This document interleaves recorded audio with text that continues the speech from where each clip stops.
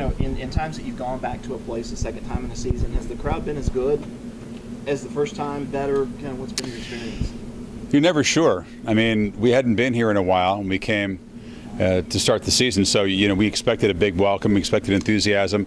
Twice in a little more than half a season, you hope people enjoyed it the first time. I mean, here's what we'll find out if they had a bad time or they were entertained the first time, because they won't show up.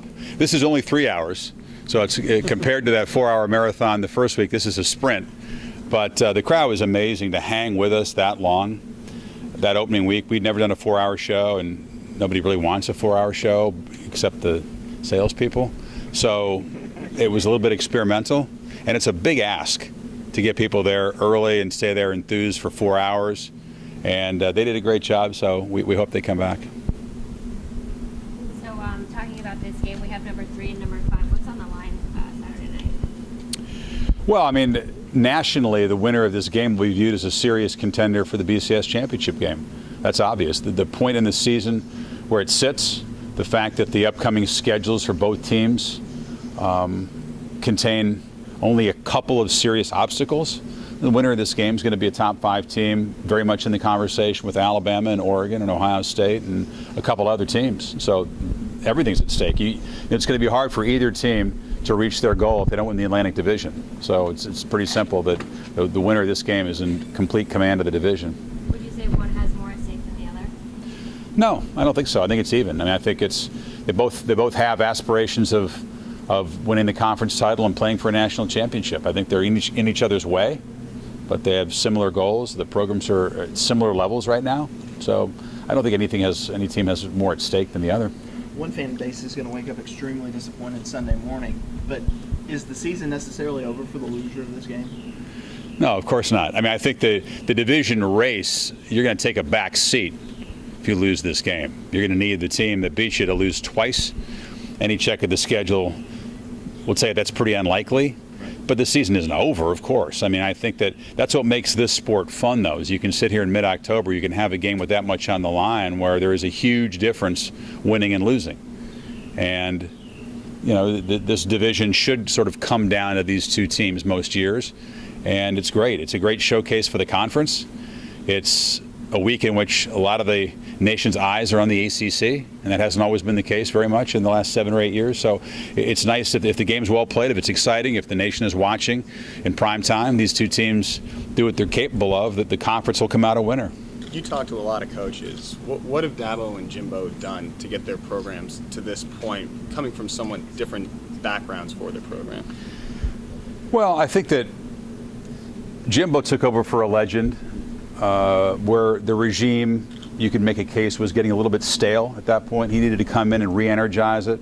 There was a lot of turnover in the staff, a ton of turnover. There still is, but there's fertile recruiting ground, and he's a great recruiter. So few of us doubted that Florida State would be back on track and competing for championships under him.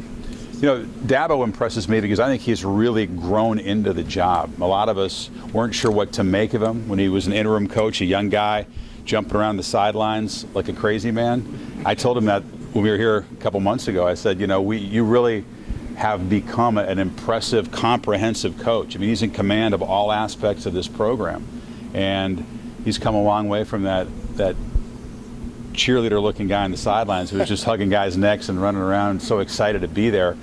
And very, very impressive what he's built here, I think. What are some of the keys for both teams? Well, I mean, obviously, the quarterback matchup is attractive, and you've got a guy in Boyd that's been there and done it, and I think proven his credentials in big games now. And Winston, who the entire nation's been waiting to get a good look at in a tough environment like this. He's a redshirt freshman that is beyond his years, super talented. I mean, a definite NFL-type talent, but also really poised. And he is of this breed of quarterbacks that comes on the scene now in college football that seems to defy all the conventional wisdom. You're supposed to look like a freshman. You're supposed to be nervous. You're supposed to play bad. You're supposed to come up short in a big situation. And guys like Marcus Mariota and Johnny Manziel, who've never lost road games, you could almost put Winston in that category if he can come out of here with a win. So the quarterback matchup is excellent. Clemson's defense needs to show that it's much improved from last year, get after the passer the way they have been. If they do that, they can make life a little bit tougher on Winston. He's had really good stats against the blitz.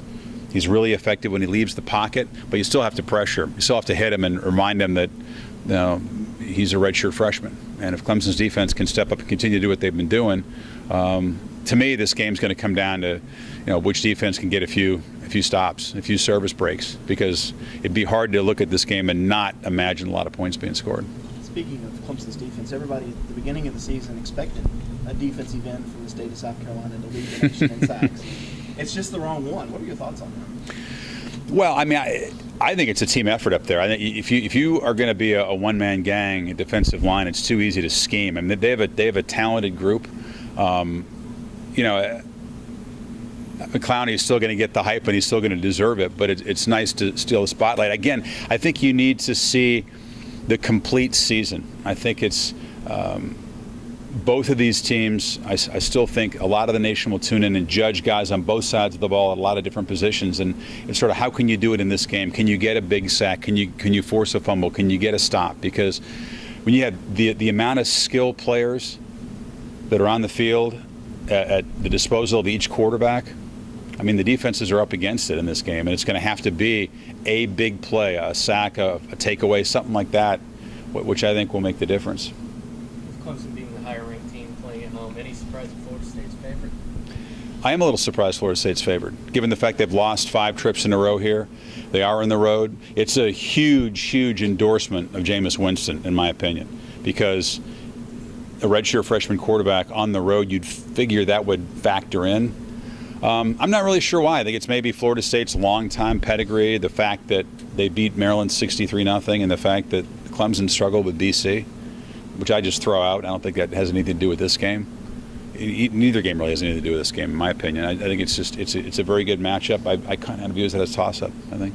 This is a personal question. You're on the road a lot. Do you ever hang around and watch the games? And is this the kind of game you'd hang around and watch? Do I hang around and watch? Of course I hang around and watch the games. I mean, I that was a riveting game. That Georgia-Clemson game was one of the best games I've seen in the last few years, and I wouldn't miss this one. We do have responsibilities. This is a big enough game that we'll cover it, at halftime and post-game, and be there to react to whatever happens and what shakes down for the winner and the loser of the game. So I'm obliged to stay for this one, but I'd stay anyway. I mean, this is why you're in it. You wait for games like this where it's a top 5 matchup in late October, and especially with the amount of speed and playmakers in the field, this is going to be a fun one to watch.